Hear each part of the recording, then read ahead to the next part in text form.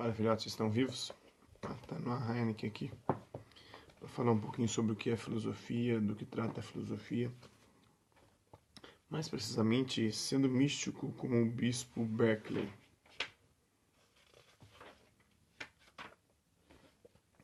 Então vamos lá. Os melhores escritos de George Berkeley são os diálogos no estilo de Platão, e ele, o bispo, os escreveu ainda em seus 20 e poucos anos. Em um livro chamado Diálogo de Hylas e Philonous, publicado em 1713, seu argumento contra os cientistas e seu mundo de matéria inerte e maçante é melhor estabelecido. O livro começa com dois sujeitos discutindo em um estilo de conversa com um taxista. Hila, que soa como taxista e fala pelo senso comum científico, e Philonous, como um passageiro desafortunado, que expõe a própria visão de Berkeley.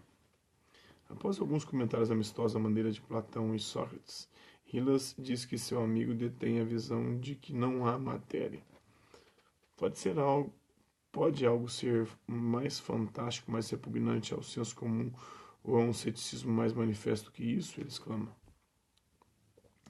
É uma ótima ideia. Philonous tenta explicar que as coisas que agora nós consideramos dado do sentido são, na verdade, mentais. Tudo acontece aqui. Como mostra a experiência cotidiana da água morna. Você coloca lá, mas essa experiência, se você estiver numa água gelada, você vai sentir que esquentou. E se você estiver numa água quente, você vai sentir que esfriou. Coloque uma mão fria na água e ela parecerá morna. Coloque uma mão quente e ela parecerá fria. Hylas aceita esse ponto, mas prende-se à realidade de outros casos cotidianos da experiência de impressão sensorial. Philonous, então, diz que sabores são agradáveis ou desagradáveis e, portanto, mentais, e o mesmo pode ser dito dos cheiros e de qualquer outra percepção sensorial. Hylas valentemente retruca nesse ponto e diz que sons não viajam pelo vácuo. Disso ele conclui que os sons devem ser movimentos de moléculas no ar, não trecos mentais, como seu amigo tenta persuadi-lo. Philonous responde que, se for de fato som real, não carrega nenhuma semelhança com o que nós conhecemos por som. Então, neste caso, o som pode bem ser um fenômeno mental, afinal. O mesmo argumento derruba Hylas quando se trata de discussão de cores, quando percebe que elas também desaparecem sob certas condições, como quando se vê uma nuvem dourada ao pôr do sol, mas de perto não passa de névoa cinza. Mesmo algo como tamanho varia dependendo da posição do observador. Aqui o conveniente homem das deixas de Berkeley, Hylas gentilmente tenta defender o senso comum, dizendo que se deveria distinguir o objeto da impressão, permitindo que talvez o ato de perceber esteja totalmente na mente. O objeto material ainda existia mesmo fora da mente. Philonous rapidamente rebate, aplicando qualquer coisa que seja imediatamente percebida é uma ideia. E alguma ideia pode existir fora da mente? Será? Em outras palavras, a percepção, digamos, de uma árvore existe apenas na mente, não lá fora. Mesmo o cérebro de Hylas, sugere Philonous jocosamente, existe apenas na mente, na minha mente e na mente do próprio. A própria visão de Berkeley é a de que existem bases convincentes e lógicas para concluir que o mundo físico é uma ilusão e apenas mentes e eventos mentais realmente existem. Entretanto, se você estiver começando a achar isso tudo muito louco para se levar a sério e que é melhor ficar com a ciência, pode ter interesse em ouvir que o maior cientista do século XX, o próprio Albert Einstein, explicou em 1938 ter chegado à conclusão de que conceitos físicos são criações e não são, seja lá como pareça, unicamente determinados pelo mundo externo.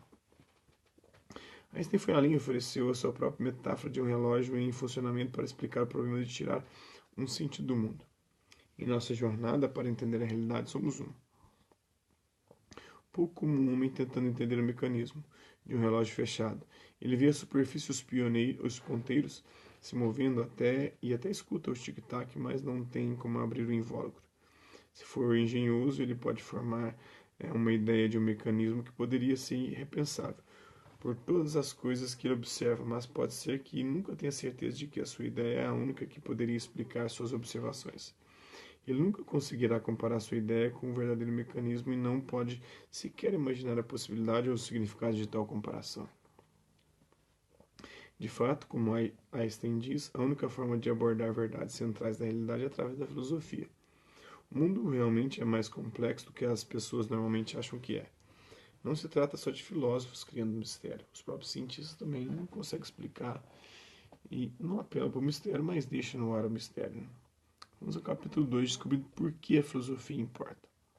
Então, neste capítulo, não só nesse vídeo, mas nesse e em outros posteriores, você vai ver um pouco de filosofia.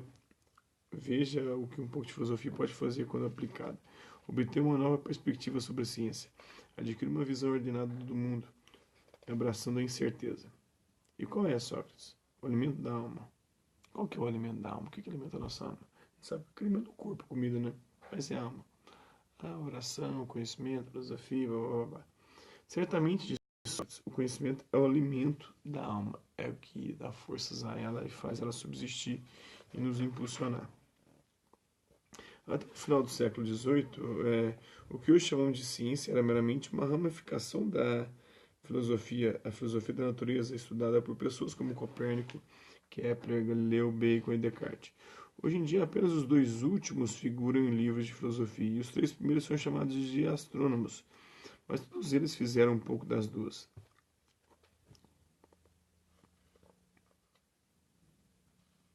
Igualmente, confusamente, o que as pessoas chamavam então ciência, chamam agora de filosofia, o conhecimento do que é necessariamente verdade. De fato, de muitas formas, a ciência começou somente com Isaac Newton, que, assim como fez excelentes descobertas, traçou um novo sistema de modo de categorizar e nomear as coisas, que foi, à sua maneira, tão influente quanto o de Aristóteles em 2000 a.C. Né? É devido, aliás, mais de 2000 anos atrás e 3 a 4 séculos antes de Cristo. É devido a Newton que hoje o mundo não só tem física, o estudo da natureza, tal qual Newton grafava como a ciência também. Não é mais só estudo da natureza, mas ciência preditiva também. Espero que vocês tenham gostado do vídeo. Quem curtiu, dá um like. Quem não curtiu, dá um dislike. Se interessar pelo conteúdo do canal, é só se inscrever, ativar o sininho e guardar os próximos vídeos e as próximas notificações.